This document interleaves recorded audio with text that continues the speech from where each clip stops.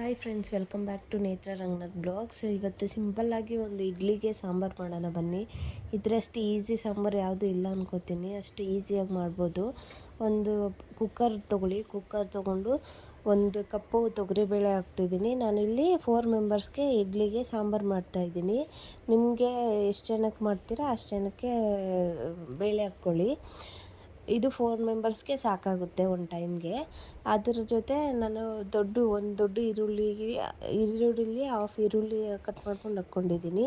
ಮತ್ತು 2 ಟೊಮೊಟೊ ಉದ್ದುದ್ದಾಗಿ ಹೆಚ್ಕೊಂಡು ಹಾಕ್ಕೊಂಡಿದ್ದೀನಿ. 5 ಹಸಿಮೆಣ್ಸಿನ್ಕಾಯಿ, 1 ಗಡ್ಡೆ ಬೆಳ್ಳುಳ್ಳಿ ಹಾಕ್ಕೊಂಡು ಇವಾಗ ಅದಕ್ಕೆ ಸ್ವಲ್ಪ ಫುಲ್ಲು ಮುಳುಗೋ ಥರ ನೀರು ಹಾಕ್ಕೋಬೇಕು.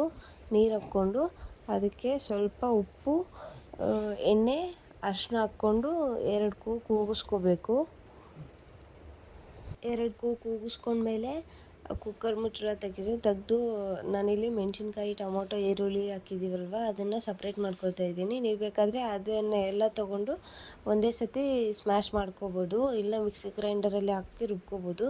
ನನಗೆ ಈ ಥರ ಇಷ್ಟ. ಈ ಥರ ಮಾಡಿದರೆ ಚೆನ್ನಾಗಿ ಬರುತ್ತೆ ಟೇಸ್ಟರು ಅಂತ. ನೋಡಿ, ಇವಾಗ ಬೇಳೆನಷ್ಟೇ ಸಪ್ರೇಟ್ ಮಾಡಿಕೊಂಡು ಸ್ಮ್ಯಾಶ್ ಮಾಡ್ಕೋತಾ ಇದ್ದೀನಿ. ಈ ಹದದಲ್ಲಿರಬೇಕು ಸ್ಮ್ಯಾಶ್ ಮಾಡ್ಕೊಂಡ್ಮೇಲೆ.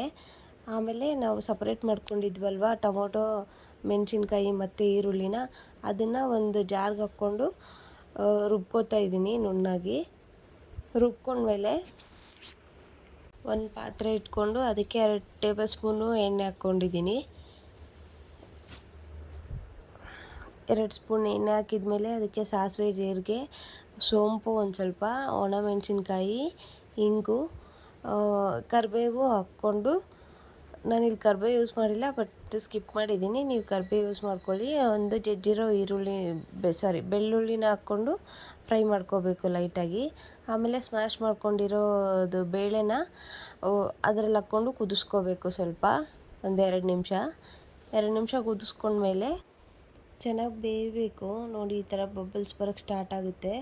ಅದಾದಮೇಲೆ ಸಾಂಬಾರು ಪೌಡ್ರ್ ಹಾಕ್ಕೊಂಡು ಚೆನ್ನಾಗಿ ಮಿಕ್ಸ್ ಕೊಟ್ಮೇಲೆ ನಾವು ಆಲ್ರೆಡಿ ರುಬ್ಕೊಂಡು ಇಟ್ಕೊಂಡಿದ್ವಲ್ವ ಮಸಾಲನ, ಗ್ರೈಂಡ್ ಮಾಡ್ಕೊಂಡಿರೋ ಈರುಳ್ಳಿ, ಟೊಮೊಟೊ, ಮೆಣಸಿನ್ಕಾಯಿನ ಅದನ್ನು ಹಾಕ್ಕೊಂಡು ಇದಿಲ್ಲಿ ಬೆನೆಸ್ಕೋಬೇಕು.